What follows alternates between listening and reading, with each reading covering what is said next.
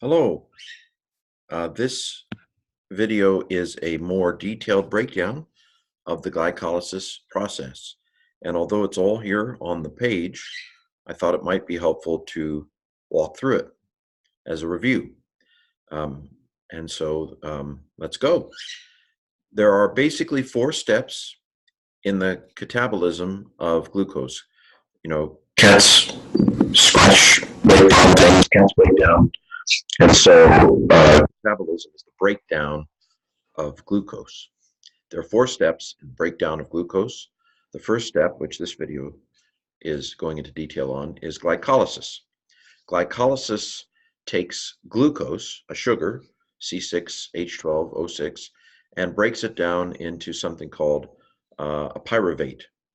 That's step 1. Step 2 is the oxidation, the loss of electrons, ox loss, oil.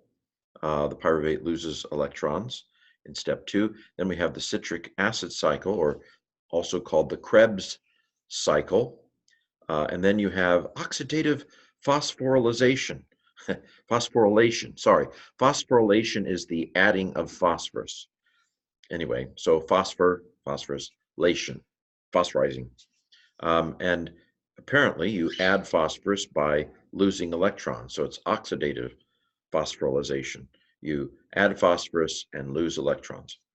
Okay, so that's the 4 steps of the overall catabolism of glucose. So now the detailed steps of glycolysis. Glycolysis is a 10-step process.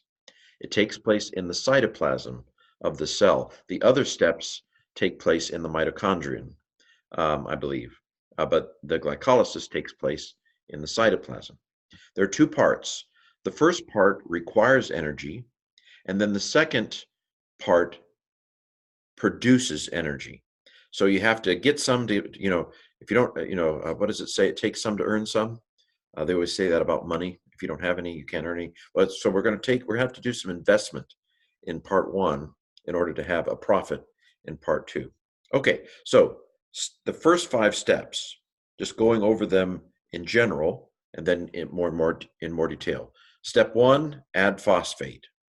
Step 2, rearrange it. Step 3, add more phosphate. Step 4, cut it in half. And then step 5, make the 2 halves the same. So the first half of glycolysis involves adding a phosphate, rearranging it, adding a phosphate, and then making them the same. Those are the 5 steps. And I have the pictures off to the side. So each step requires an enzyme, which is a catalyst, right? It gets it going. The enzyme for the first step, where we add a phosphate, is called hexokinase. So six of them. Hexokinase phosphorylizes glucose, so it adds a phosphorus, adds a phosphate group. So the phosphate, here's a phosphate group, PO4 minus 2, it looks like.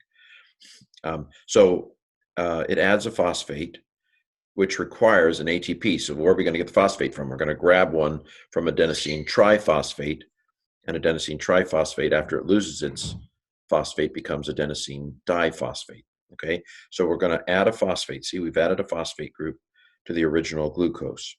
So step 1, the enzyme is hexokinase. It adds a phosphate, it phosphorylizes, which requires us to use an ATP. It breaks up the circle too, right? Because glucose is a ring structure, and now we've got a linear structure here. The result is glucose 6-phosphate. And the 6 means that on the 6th carbon, and on the 6th day, God put a phosphate. So glucose 6-phosphate here after stage 1. Stage 1, add a phosphate. Stage 2, rearrange it. So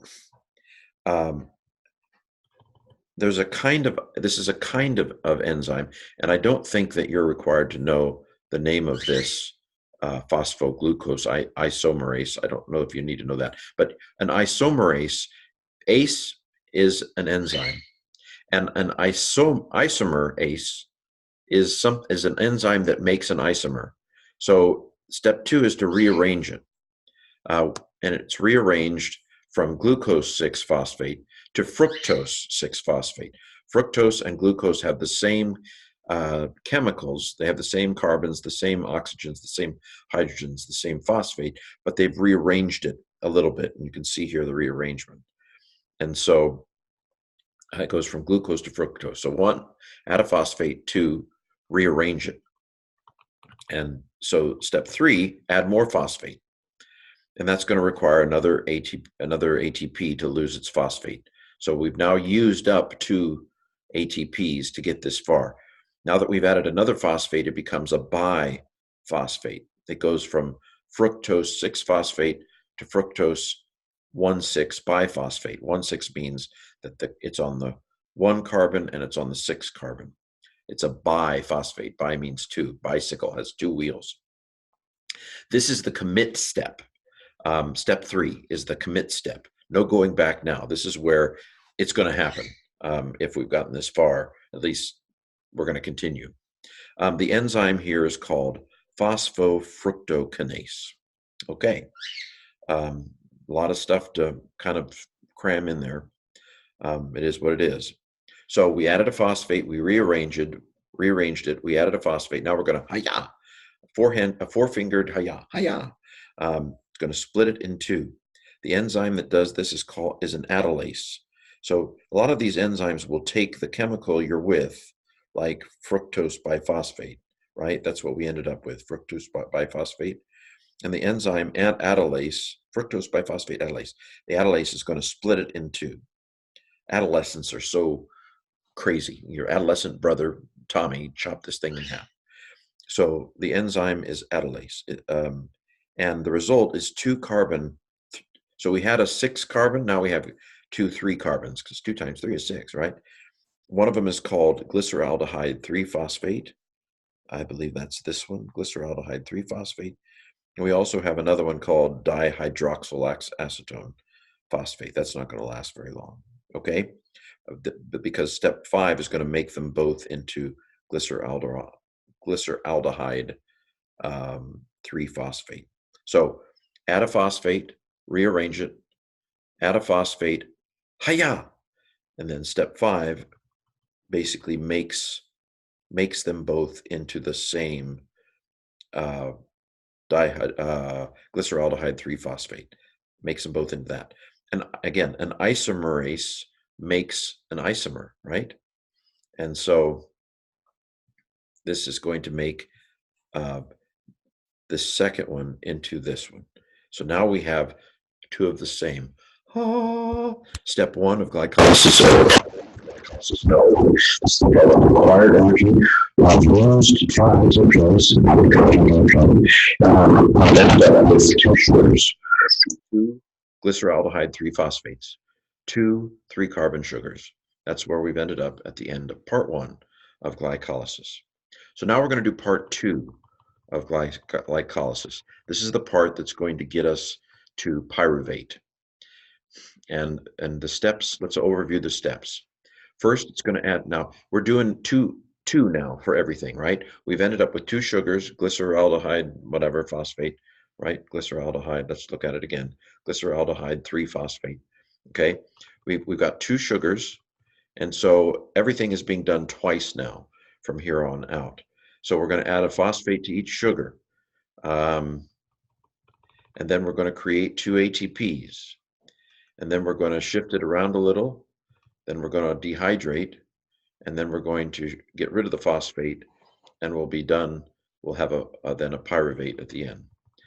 So step 6, add a phosphate to each sugar.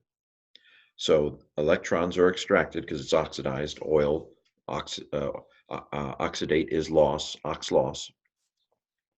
And so here's where 2 NADHs are going to be formed. At the end of this process, we're going to end up with 2 net ATPs, 2 NADHs, and 2 pyruvate molecules. So 2, 2, 2. At Denny's restaurant, you used to get 2 bacon, 2 eggs, and 2 sausages, or something like that. 2, 2, 2. So we're going to end up with 2, 2, 2 at the end of glycolysis. 2 ATPs, 2 NADHs, and 2 pyruvate molecules. So stage 6, we're going to add a phosphate, We're going to have a little oxidation, and this is where we get the two NADHs, because these are going to grab the electrons and become NADHs, okay? The end of this product is 1,3-biphosphoglycerate. Surely you don't have to know that, but maybe you do. Just spend 5 seconds trying to memorize that in stage 6. Biphospho means there are two phosphates, C2 phosphates in the end result. Glycerate because it's a sugary thing, although it doesn't seem so sweet. The enzyme that does this is a dehydrogenase in stage 6. So the name of it, is the compound you started with, glyceraldehyde 3-phosphate. That was the result of step 1, part 1 of glycolysis, right? That was the name of the sugar that resulted from part 1. And then the enzyme that's going to do the next step is glyceraldehyde 3-phosphate dehydrogenase. So this is the enzyme. ACE is, and dehydro, which is really interesting because it doesn't seem to be losing hydrogen. But anyway, so that's step 6, add a phosphate to both of the sugars. By the way, if NADH plus is not available, this is where fermentation can be required sometimes, because if you don't have any NADH here, the process can't go on. And so fermentation provides alternative methods through like lactic acid or alcohol. Fermentation provides a way for us to have enough NADH pluses around for this step 6 to take place.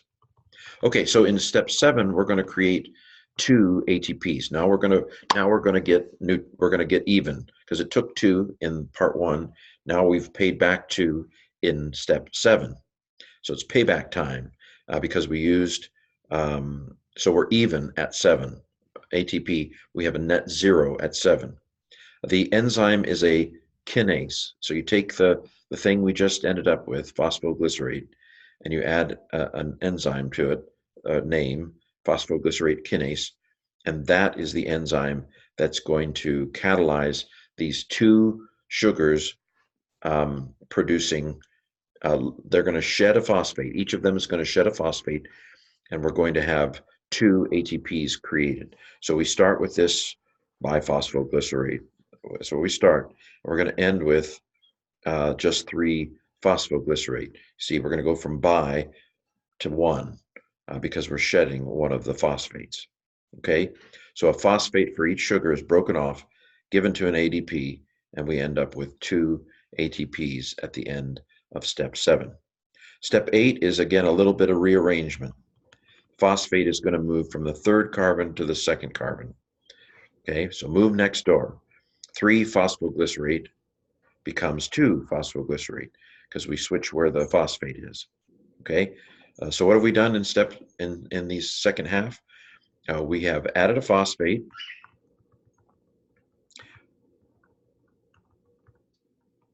We have created ATP. We've shifted it around a little bit. So step 9 is dehydration. Man, we're almost there. I've been going. I'm at stage 9. I'm almost to the end of the race. I need water. I've lost water. So step 9 is dehydration.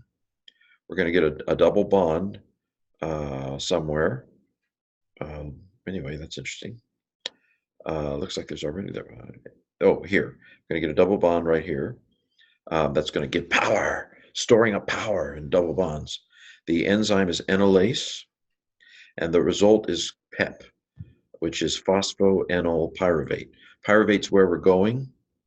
Enol is the enzyme, and there's always phosphate around, it seems, in this glycolysis process. So step 9 is to lose water using the enzyme enolase, and we end up with a little bit of PEP. It doesn't make any sense, right, that you'd end up with PEP after losing water, but maybe that'll help you remember it. So the final step is to shed the phosphate. And we're going to end up with this little simple molecule, little 3-carbon molecule called the pyruvate. So we're going from PEP to pyruvate. And the enzyme that does it is the pyruvate kinase, which ACE is, it tells you it's It's an enzyme, and pyruvate is what we're ending up with. So pyruvate kinase. It's moving it kinetic. It's moving it to the pyruvate. And we're going to create two more, because we're shedding the phosphate, we're going to end up two more ATPs.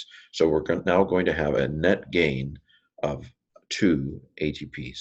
So the result of the whole process is a net gain of 2 ATPs, 2 NADHs, and 2 pyruvate molecules, 2, at the end of glycolysis. Well, I hope that was helpful, and if not, simply disregard.